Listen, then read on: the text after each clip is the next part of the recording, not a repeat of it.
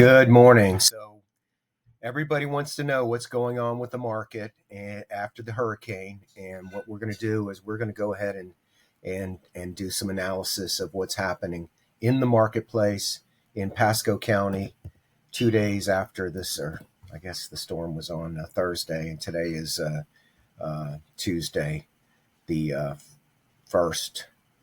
So right now there's 4,007 active listings. If you look down here in Pasco County, which is down actually from last week.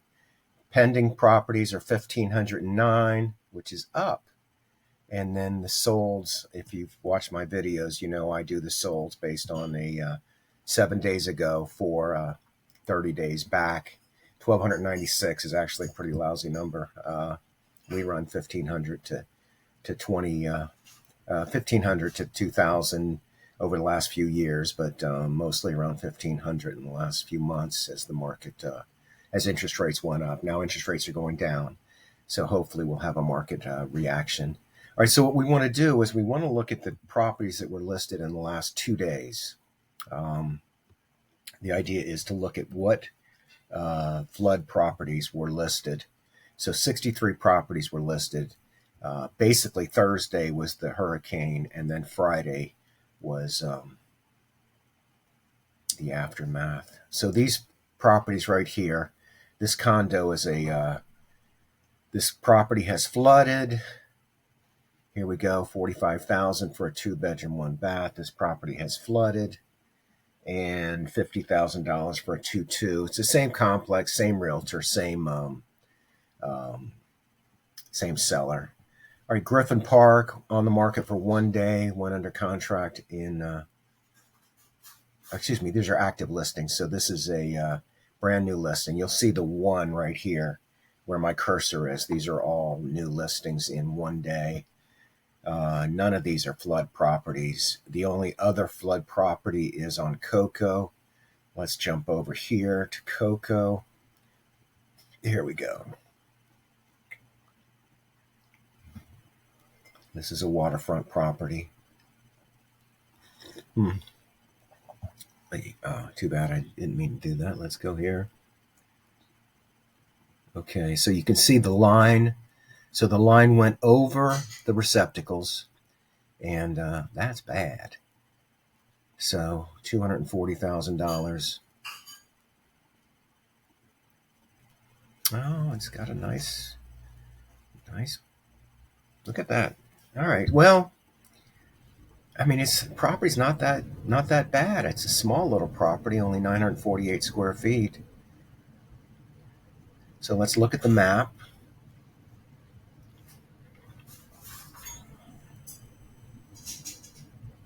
Off Sea Ranch. And then always 13735, always go to the property appraiser.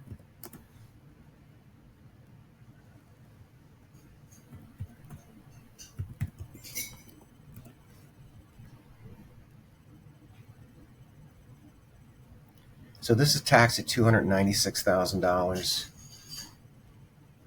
built in 1975.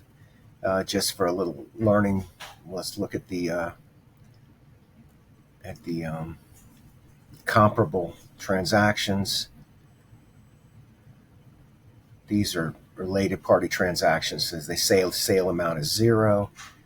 This one is a vacant lot that sold for $120,000. Another vacant lot sold for $115,000.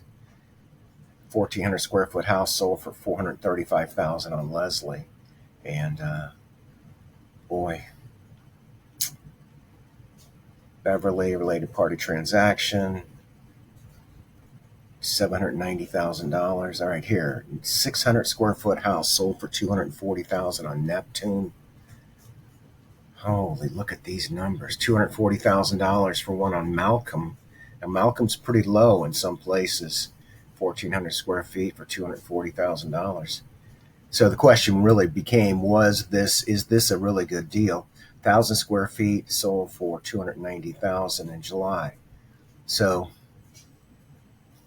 jumping back in here, is this a good deal? $240,000. It's still $250 a square foot.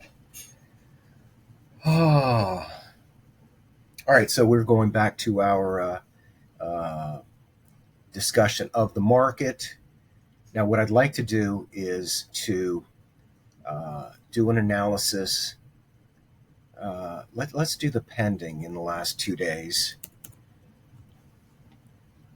70 properties went under contract. This one went under contract today. This one went under contract after 138 days on the market. This went under contract yesterday. Actually, you know what? Yesterday was Monday. So really, unless somebody posted something on Sunday, all of these would have gone under contract yesterday. And I know this guy, this poor guy, 99. He just bought this house. He got it under contract. He actually asked me to sell it, and I couldn't. I couldn't justify the valuation.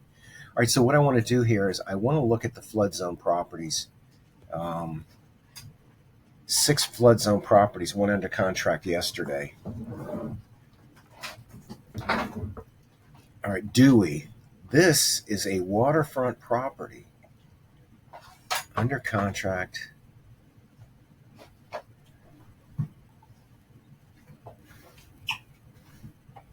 So Gulf Harbor's flooded. Oh, but this is Gulf Harbor's Woodlands. Oh, and actually, this one's not even waterfront. Is that right?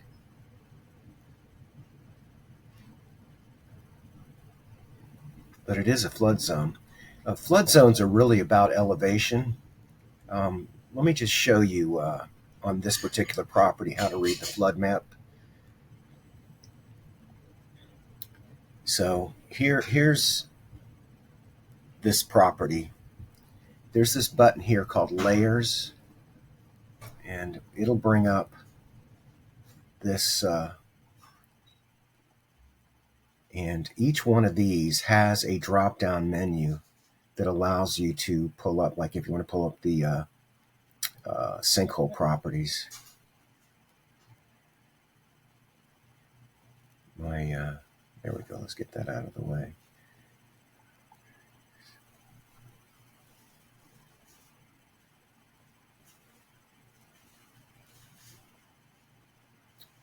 All right, landform is the one that gives you the FEMA codes. So we're going to click on landform, and that's going to give us this. So when you zoom in, you can see this 5 is 5 feet above sea level. Even though AE, if you zoom it out, it says 11 feet right here, but that's not in this immediate spot. See, it's saying AE, saying 11 feet for AE. But the storm surge was about 10 feet, and this one went underwater. Excuse me, the storm surge, I think, was 7 to 8 feet. And that makes sense. If this is 5 feet and that property flooded 2 feet, then that's 8 feet. So anyway, when you're looking at the various flood zones, you can zoom in and see the topographical. Like here, let's look out here.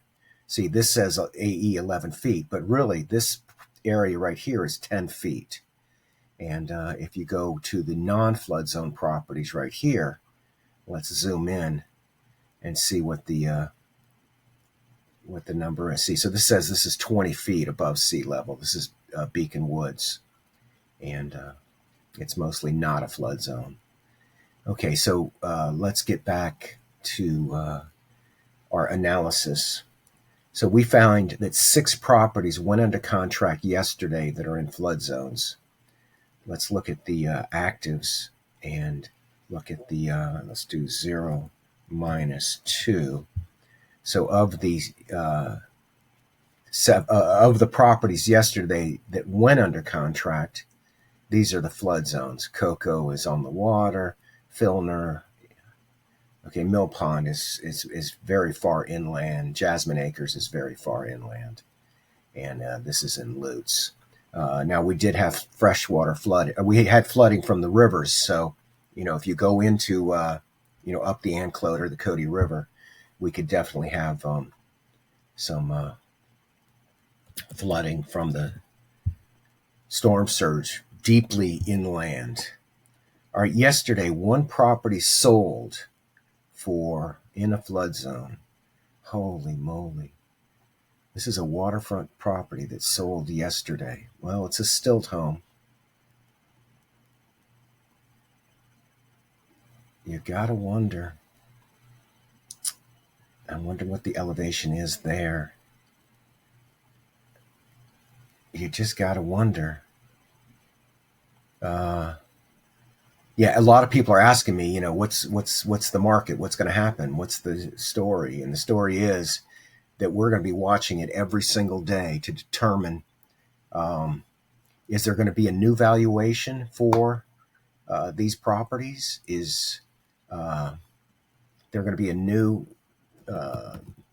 reality for for valuation? And the answer is you would think so. So this is me evacuating my paddle boards.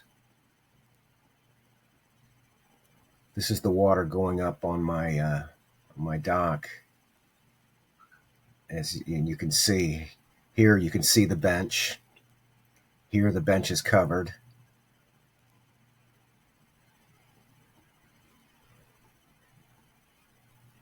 Now the back of the bench is covered. This is Sunset Boulevard.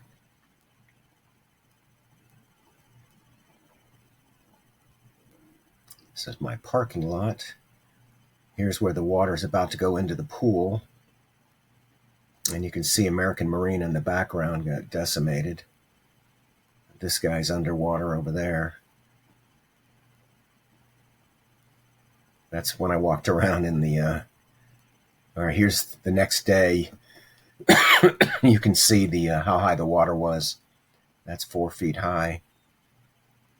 American Marina got the side of their building. This is their more American Marina. That boat didn't settle down very well.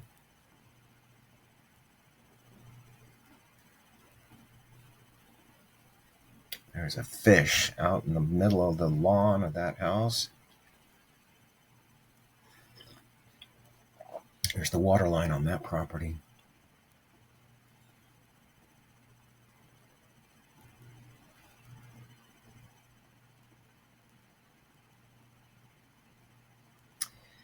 Anyway, I'm Randy Jenkins. I'm going to be watching this market as it evolves and welcome you to reach out if you have any questions or comments. And I don't know where I went, but there I am. Bye.